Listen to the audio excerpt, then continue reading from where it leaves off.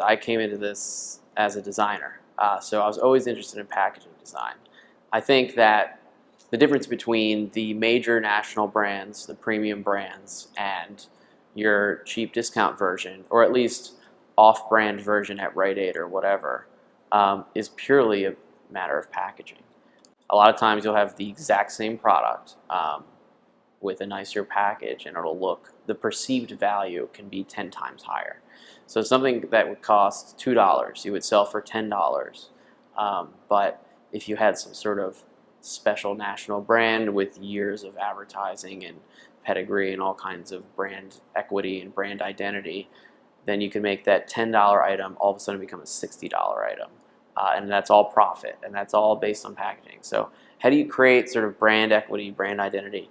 So I mean, part of it is just an aesthetic thing, where you have an aesthetic idea for how a package will look, or certain colors you feel would go well with it, and sometimes it's based off the colors that you chose for the actual product.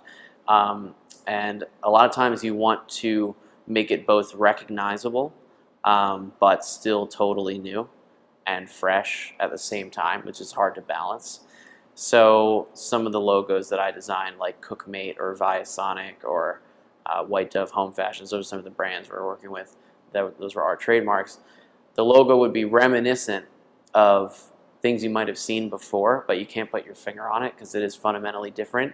But that sort of feeling when you say, oh, I feel like I've seen that before, or you see a new brand somewhere that just looks really high quality, even if you've never seen it before, you can feel that there's like there's a real taste to, and that they're paying attention to detail.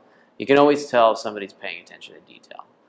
So if you pay attention to detail, people will have a much higher perceived value, whether or not they recognize the brand or not. So the marketing, whether it's been around for 20 years, is not all of it. You can create a great new brand, and it's been done, Warby Parker or Harry's or any new, sort of natural, organic like version of whatever chemical products. Those are all brand new brands that all of a sudden were instantly successful because the design really matched the look and feel that the customer was going for. So design is really all about empathy. So you have to understand from the consumer standpoint what they're thinking about, what type of feeling that they want to get when they see a product, and what type of feeling would actually make them buy it.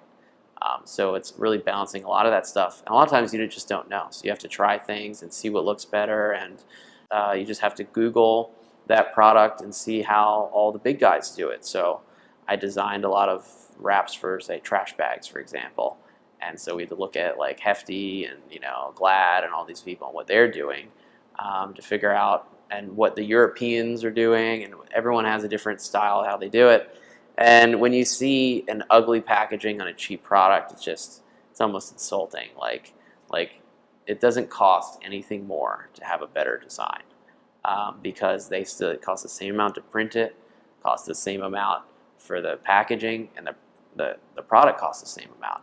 So paying attention to the details, the visual details, having care about how the product presents itself in its package, really just will not only save you a lot of money, but make you a lot of money. So building brand equity over time, selling things faster.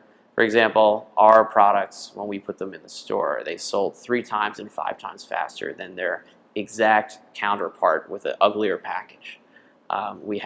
So I designed Viasonic battery packages, and we put them next to Panasonic and Duracell, the best-selling brands that you know. But our Viasonic outsold the Panasonic 8-to-1 and outsold the Duracell 3-to-1. And the Panasonic virtually stopped selling, but it helped sell the Viacell just because the perceived value was higher. And that's an example of 2 brands that everybody knows, but somehow they felt a deeper connection to, and the price and the value and the quality felt like it was a better buy.